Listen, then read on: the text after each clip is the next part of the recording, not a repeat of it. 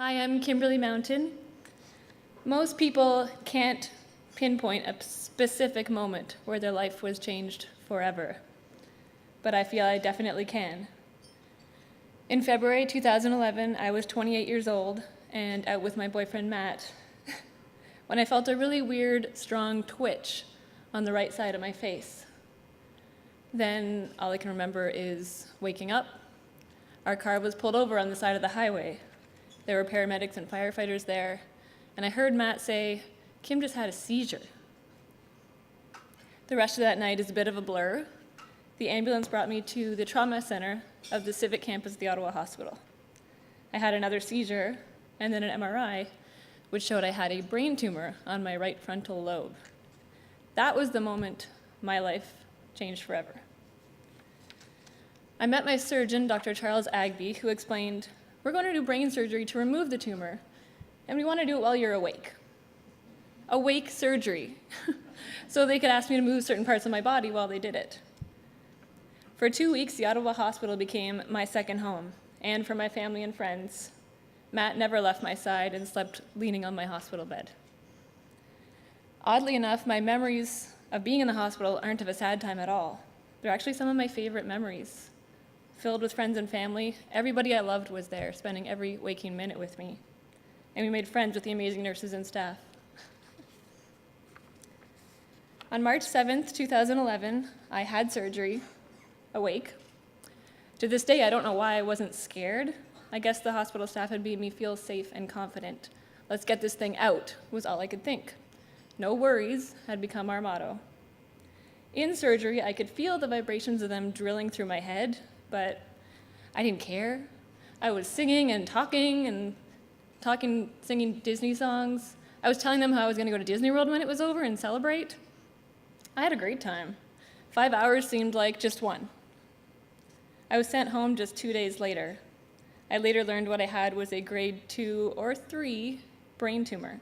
They still hadn't used the word cancer yet, so I felt like maybe I was in the clear. Unfortunately, what followed was an infection, then a meeting with a radiologist, Dr. Malone, who I see over there, who prescribed 30 rounds of radiation. Okay, I could handle that, just as long as I didn't have to do chemotherapy, because I knew that would make me lose my long, precious hair. Chemotherapy would mean I really had cancer and not just a brain tumor. I saw an oncologist anyway. It was that day that really brought me down. The oncologist, Dr. Nicholas, still one of the sweetest doctors I've ever met, sat down, held my hand, and said the word, "Cancer." Everything went blurry, and this time I couldn't stop the tears. I had been strong up until that moment. During treatment, Matt took me on trips to amusement parks or convertible drives. It distracted me from the weird side effects, the tiredness, the hair falling onto my pillow. We visited Disney World because all I could think of during my surgery was how happy and carefree it was there. The world was suddenly much more exciting, and I was aware of every little smell, feeling, and moment, something I think maybe only cancer patients can appreciate. Yeah. January 6, 2012, I took my last dose of chemo.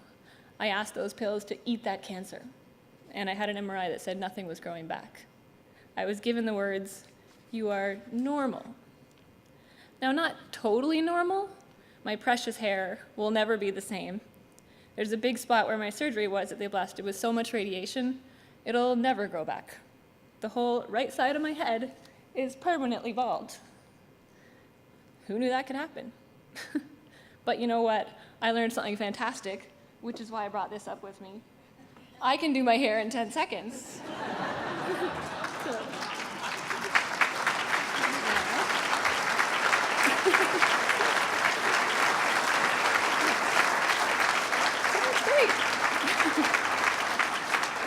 So now I can be a blonde, a redhead, a brunette, even have pink hair. I almost have more wigs than I have shoes now. Today I celebrate every milestone, and this year I had a big party with my friends, family, and my now husband, Matt, to celebrate 5 years since my brain surgery and 5 years being cancer-free. Here.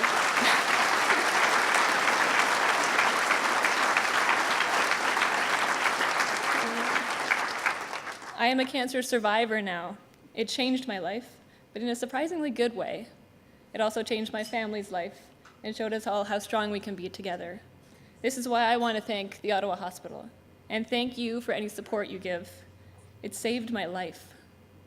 That staff made what should have been a devastating year a good memory.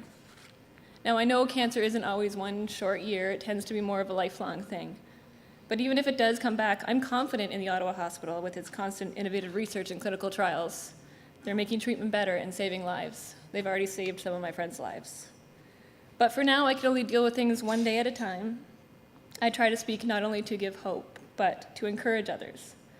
I celebrate every moment and all the little moments, and I hope today and every day you will too.